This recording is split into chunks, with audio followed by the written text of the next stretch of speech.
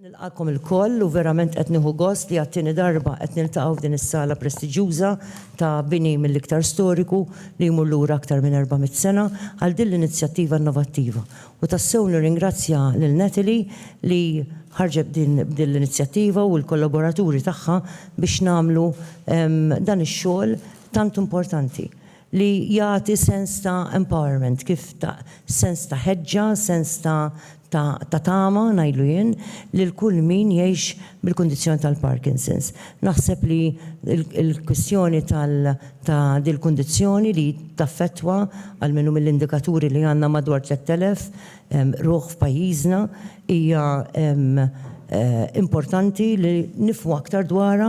niġu empowered dwarha u mhux biss in-nies li jgħixu bil-kundizzjoni imma anke n-nies ta' madwarhom u s-soċjetà kollha kemm hi. Meta bħala soċjetà aħna nitalmu, meta aħna nifmu, meta aħna narfu diffikultajiet u l-sfidi li persuni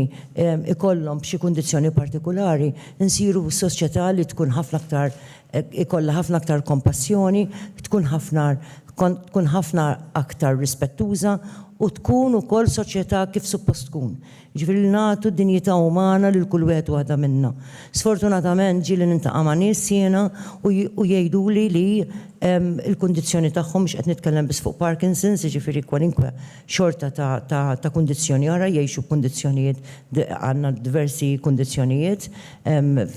fil-membri tas-soċjetà tagħna u jiġu ġudikati bl-aktar mod ħażin minn dawk li ta' madwarhom il-komunitajiet li jgħixu fihom. U din vera mhux biss tweġġa lilhom manka lili tweġġani. Għaliex aħna li niġġudikaw in-nies minn barra jirrifletti ignoranza, jirrifletti imħużar, jirrifletti li aħna s-sens ta' rispett għadna ma żviluppajniex biżżejjed lejn id-dinjità umana. U allura jien f'inizjattivi bħalma qed tieħu Natalie, Stepping Up for Parkinson's, fejn mhux biss qed tagħti l-opportunità lil persuni li qed jgħixu bil-Parkinson's jiġu empowered imma wkoll fil-proċess nagħlmu, nedukaw, nagħtu l-informazzjoni biex aktar u aktar nies ikunu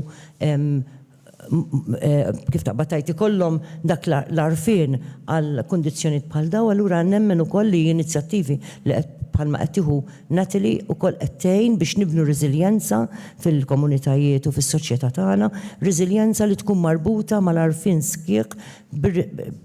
f'sens sħiħ ta' rispett lejn id-dinjità umana. U allura Natalie ngħidlek grazzi, ngħidlek kemm jien gburija b'dan il-proġett u ngħidlek tassew